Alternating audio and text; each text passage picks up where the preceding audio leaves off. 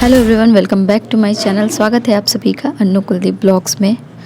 और उम्मीद करती हूँ आप सब बहुत अच्छे होंगे, सभी मस्त होंगे, स्वस्थ होंगे और सब एंजॉय कर रहे होंगे। आज शादियाँ चल रही हैं इस टाइम, आज क्या पार्टियाँ चल रही हैं आजकल। और इधर मैं जो मेहंदी का पार्ट डाला था, फाइनली शादी का पार्ट भी आ चुका है। तो इधर मैं रेडी होकर और गेस्ट हाउस पहुँच गई थी।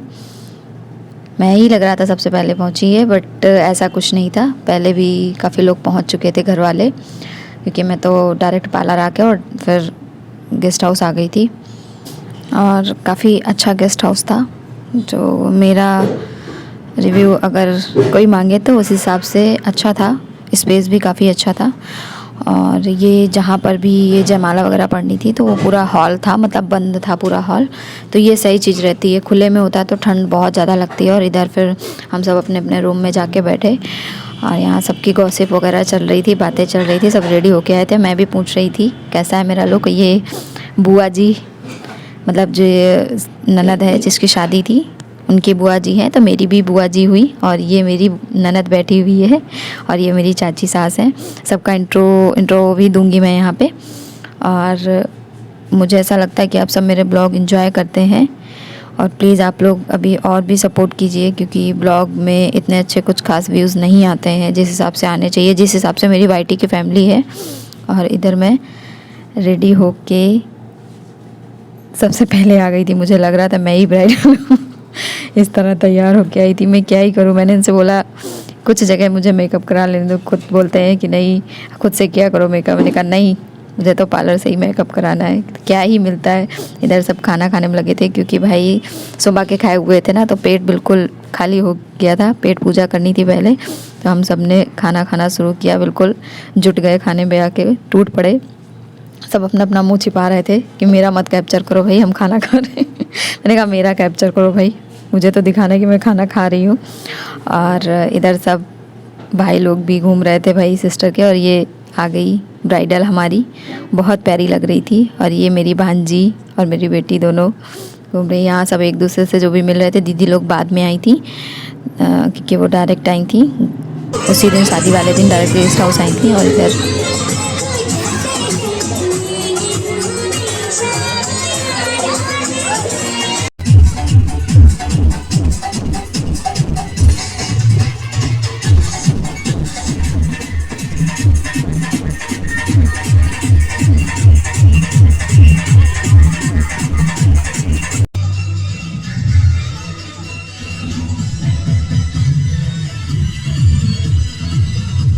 और मैंने कुछ जगह रियल वॉइस भी की है।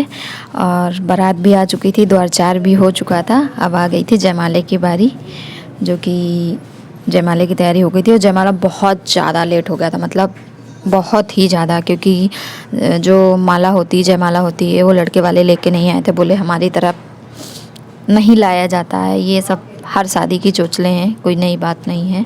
किसी के यहाँ कुछ होता है, किसी के यहाँ कुछ होता है। बट समझदारी इसमें होती है कि सामने वाला आपको पहले से इस चीज़ की खबर दे दे कि ऐसा है, कि आप मतलब ऐसा हमारे यहाँ नहीं होता है, तो सामने वाला टाइम से तैयारी कर ले।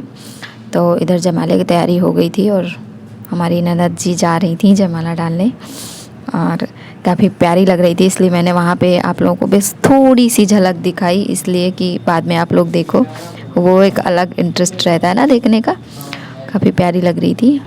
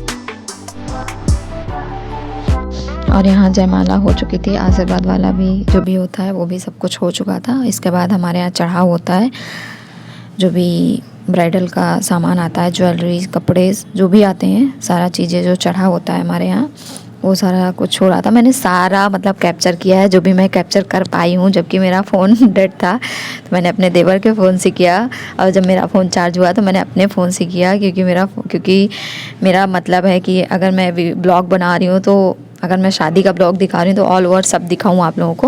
तो इधर चढ़ाव होने के बाद फिर मंडप के नीचे जो भी काम होते हैं, क्योंकि हमारे यहाँ शादियाँ जब होती है तो पूरी रात सारा कुछ कार्यक्रम चलता है, तो इधर सब थक गए थे, बहुत ज़्यादा थकान हो गई थी सब लोगों को।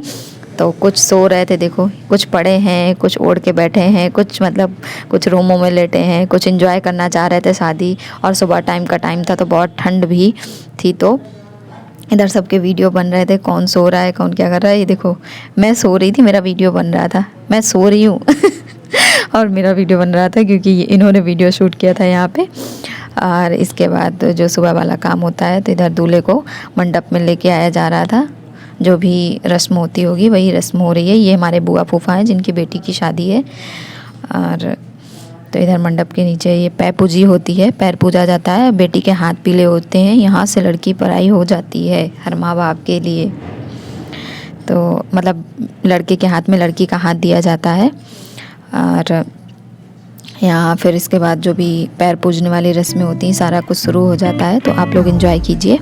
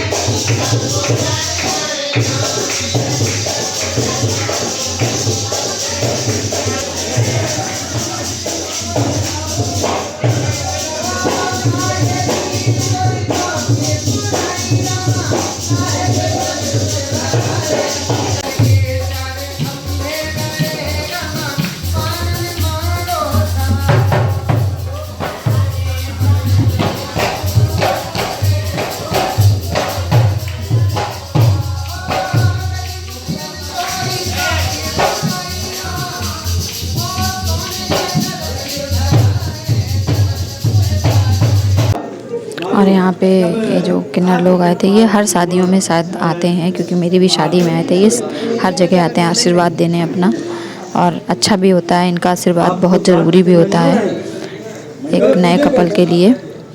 और इधर 7 वचन भी पूरे हो चुके थे, और इसके बाद वचन होने के बाद शायद एक रस्म और बाकी थी। इसके बाद विदाई और कलेवा की तैयारी होगी।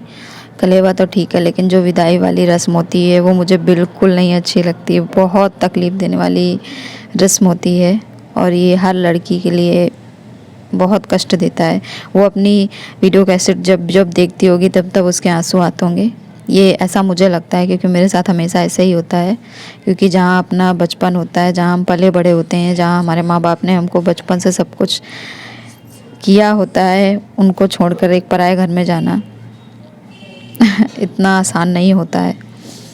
तो इधर एक यहाँ पे दिया मिलाई कोई रस्म होती है यहाँ पे, जो हमारे कल्चर के होंगे, यूपी वाले होंगे, जहाँ ये होता होगा तो उन्हें ये पता होगा। मतलब ऐसा ऐसा होता है, कुछ जगह थोड़ा बहुत चेंजमेंट होता है, बट सिमिलर ही होता है हर जगह, थोड़ा बहुत चेंजमेंट होता है, आगे पीछे होता है, ये कह सकते हैं।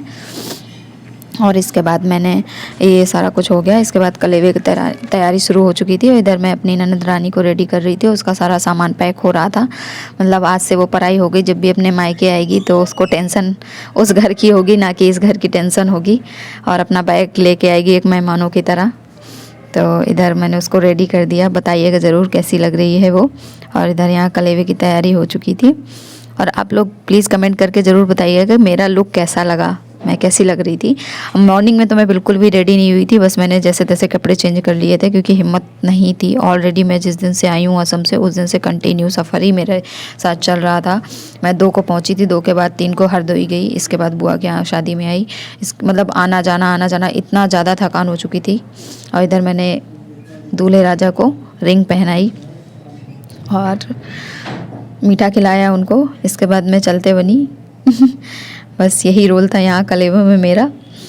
बाकी फिर जो विदाई वाला यहाँ शुरू हो गया, मैंने वॉइस बंद कर दी क्योंकि बहुत तकलीफ़ दे वाली वॉइस होती है, सब रो रहे होते हैं। मतलब यहाँ फाइनली विदाई होने लगी थी। और हमारे यहाँ ऐसा होता है, एक बार लड़की को लेके जाते हैं, पता नहीं क्या कुछ होता है, और यहाँ कोचो डाली जाती, लेके जाते हैं, फिर उसको वापस फिर लेके आते हैं। भाई या मामा बैठाते हैं। यहाँ भाभी के साथ वो लिपट के बहुत ज़्यादा रो रही थी। उसके बाद लेके आके फिर चूड़ियाँ पहनाई जाती हैं। हमारे यहाँ या तो भाभियाँ पहनाती हैं या तो मतलब जो चूड़ी पहनाने वाली होती हैं वो लोग पहनाती हैं चूड़ियाँ। तो यहाँ उसकी भाभी उसको चूड़ी पहना रही थी। ये सब रस्में होती हैं, जो भी जिसके यहाँ होती होंगी उन्हें पता होगा। और इसके बाद फिर फाइनली विदाई हो गई थी। और ये मोमेंट देखना बहुत मुश्किल होता है। प्लीज़ आप लोग एंजॉय कीजिए।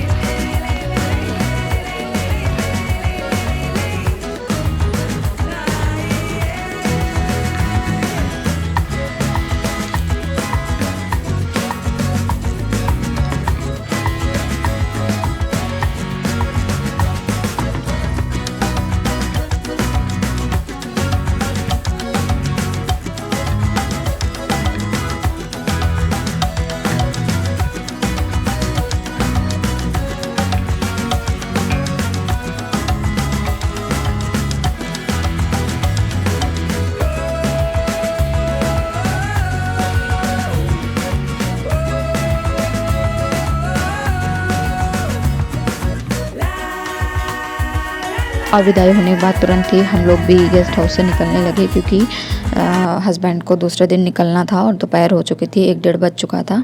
इधर गेस्ट हाउस हो गया था खाली, सूना सूना हो गया था। कैसा लगा मेरा ब्लॉग प्लीज़ कमेंट करके ज़रूर बताइएगा। ब्लॉग पसंद है please like comment share subscribe करना ना भूला करें। बेल आइकन ज़रूर प्रेस कर दिया करें ताकि आने वाली वीडियो की नोटिफिकेशन मिलती रहा करें आप सबको। Thank you.